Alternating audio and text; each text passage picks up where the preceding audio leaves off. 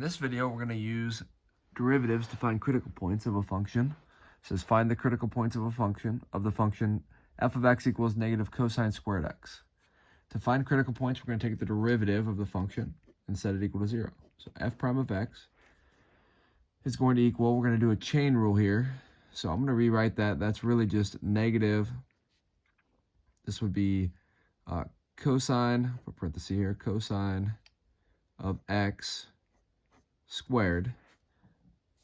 So we're going to do the derivative of the outside function, which would be negative 2 cosine x. And then we're going to take that times. So we bring the 2 to the front, subtract 1 from the power. That's how we got negative 2 cosine x times the derivative of the inside function. The derivative of the inside function is the cosine x. So we're going to say times the derivative of cosine x. We end up with negative 2 cosine x times the derivative of cosine, which would be negative sine x. So we end up with times negative sine x. So our equation would then be 2 sine x cosine x. And we're going to set that equal to 0 to find the critical points. So if we use zero product property,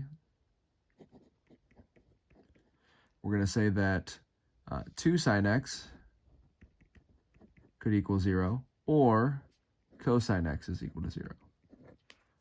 So 2 sine x equals 0, divide by 2, you get sine x is equal to 0, or cosine x is equal to 0. So that means that our values here for sine x being 0, when does sine equal 0? That's at 0 degrees and pi. And cosine is 0 at pi over 2 and 3 pi over 2. So we have really 4 critical points here: 0, pi, pi over 2, and 3 pi over 2. So these are critical points. And it tells us that it wants the interval 0 to 2 pi. Oh, but they put parentheses here, so we're actually going to cross out 0. 0 is not going to be a part of this.